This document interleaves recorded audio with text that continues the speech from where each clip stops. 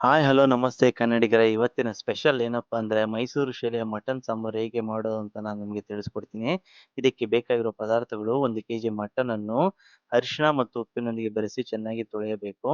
ಬೇಕಾಗಿರುವ ಪದಾರ್ಥಗಳು ಟೊಮೊಟೊ, ಈರುಳ್ಳಿ, ಕೊತ್ತಂಬರಿ ಸೊಪ್ಪು, ಬೆಳ್ಳುಳ್ಳಿ, ಶುಂಠಿ, ಲವಂಗ, ಚಕ್ಕೆ, ಅರ್ಧ ಕಪ್ ಹುರಿಗಡಲೆ, ಅರ್ಧ ಕಪ್ಪು ಅಚ್ಚ ಪುಡಿ, ಅರ್ಧ ಕಪ್ಪು ಕಾಯಿ ತುರಿ, ಸ್ವಲ್ಪ ಅರಿಶಿಣ.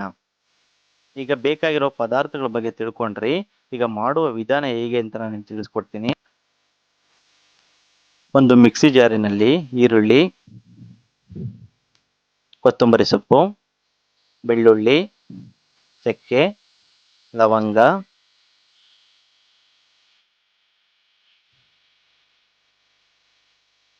ಸ್ವಲ್ಪ ಅರಿಶಿಣ, ಸ್ವಲ್ಪ ನೀರನ್ನು ಬೆರೆಸಿ ಮಿಕ್ಸಿಯಲ್ಲಿ ರುಬ್ಬಿಟ್ಟುಕೊಳ್ಳಬೇಕು.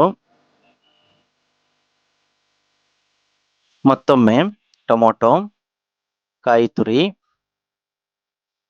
ಹುರಿಗಡಲೆ, ಅಚ್ಚ ಪುಡಿಯನ್ನು ಹಾಕಿ ಮಿಕ್ಸಿಯಲ್ಲಿ ರುಬ್ಬಿಟ್ಟುಕೊಳ್ಳಬೇಕು. ನಂತರ 5 ರಿಂದ 6 ಚಮಚ ಎಣ್ಣೆಯನ್ನು ಹಾಕಿ ಜೊತೆಗೆ ಹಸಿರು ಮಸಾಲೆಯನ್ನು ಬೆರೆಸಿ ಚೆನ್ನಾಗಿ ಫ್ರೈ ಮಾಡಬೇಕು. ಇದು ಹಸಿರು ವಾಸನೆ ಬಿಡುವವರೆಗೂ ಫ್ರೈ ಮಾಡಬೇಕು. ನಂತರ ಮಟನ್ ಅನ್ನು ಬೆರೆಸಿ ಚೆನ್ನಾಗಿ ಮಿಶ್ರಣ ಮಾಡಬೇಕು.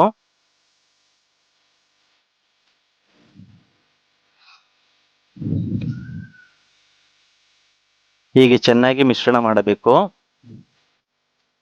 ಸ್ವಲ್ಪ ಇಂಗನ್ನು ಬೆರೆಸಿ, ಸ್ವಲ್ಪ ಉಪ್ಪನ್ನು ಬೆರೆಸಿ ಚೆನ್ನಾಗಿ ಮಿಶ್ರಣ ಮಾಡಬೇಕು. ಇದು ಚೆನ್ನಾಗಿ ಫ್ರೈ ಆಗುವವರೆಗೂ ಕುದಿಸಬೇಕು.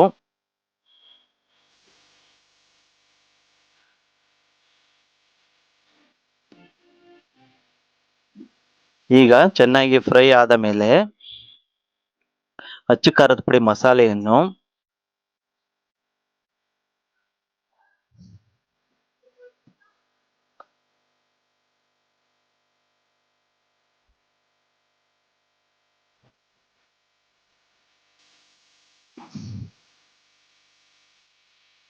ಬೆರೆಸಬೇಕು.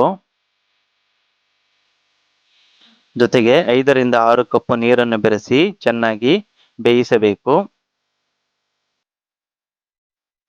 ನಂತರ ಪ್ರೆಷರ್ ಕುಕ್ಕರ್ನಲ್ಲಿ 5 ಅಥವಾ 6 ವಿಷಲ್ ಕೂಗುವವರೆಗೂ ಬೇಯಿಸಬೇಕು. ಹೀಗೆ ಮಾಡಿದ ಮೇಲೆ ನಮ್ಮ ಮೈಸೂರು ಶೈಲಿಯ ಮಟನ್ ಸಾಂಬಾರು ರೆಡಿಯಾಗಿದೆ. ನೋಡಿ, ನಮ್ಮ ಮೈಸೂರು ಶೈಲಿಯ ಮಟನ್ ಸಾಂಬಾರ್ ರೆಡಿಯಾಗಿದೆ. ಇದು ರಾಗಿ ಮುದ್ದೆ ಮತ್ತು ಅನ್ನ ಸಾಂಬಾರಿಗೆ ಬೆಸ್ಟ್ ಕಾಂಬಿನೇಷನ್.